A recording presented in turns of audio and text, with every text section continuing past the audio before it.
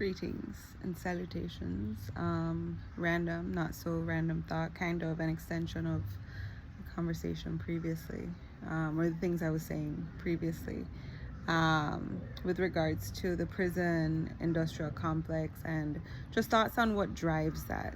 Kind of recognizing that capitalism drives that. Capitalism drives a lot of the oppression that we observe. It drives the exploitation of the human body, right? It exploits our, it drives the exploitation of our labor, you know? And, this idea, and, we think of propaganda and we look at it as like political and, something that's generally going to be talking about, like government and politics and all of that kind of stuff, right? But I think it also is propaganda for our consumption, propaganda in the form of commercials and advertisements that are targeting us to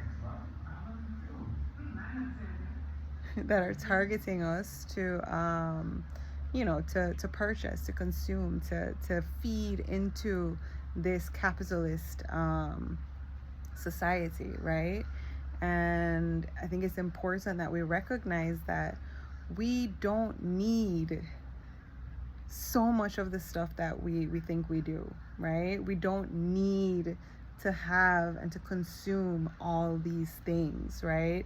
Look in our refrigerators, in our cupboards, in our homes. Like, it's just this incessant like obsession with just having things, that really at the end of the day aren't necessary, but they make us believe that they are, right?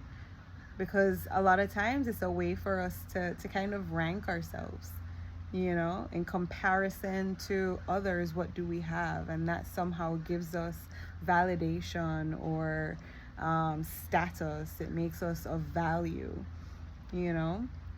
but things don't actually give value. That's just a mindset. That's a belief that we buy into. It's something we've been conditioned to believe, right? We've been conditioned to kind of view a lot of things like that, to put our value in things outside of ourselves, right?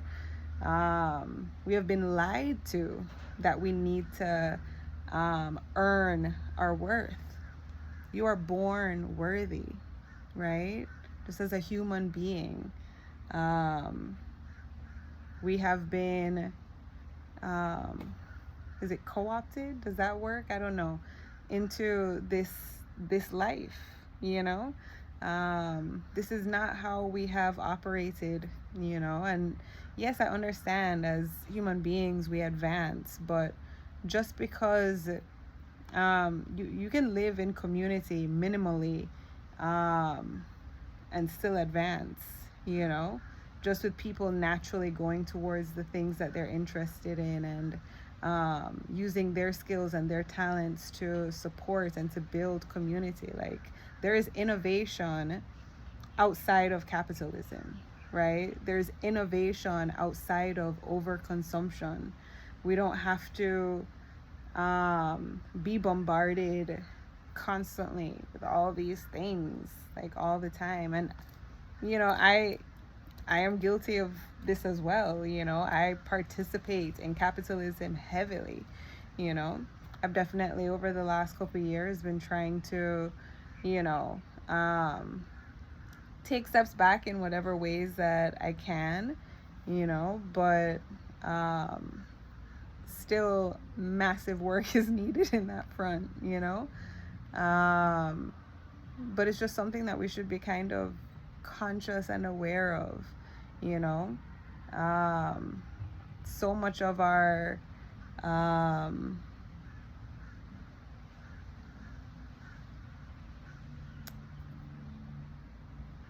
as I say, like, so much of our mental health and I can't think of the word, but so much of it is a result of living in this society, you know, where it's like hustle mentality, where we feel like we always have to be doing, we need to be productive. I have to do to get this done so I can get that thing. And you know, it's exhausting just thinking about it, right? All while the world is burning, we're still, you know, on our hamster wheels. Like, we gotta, you know, and it's, you know, we have this illusion that this is freedom, but this is prison, you know. It's just made fancy, you know.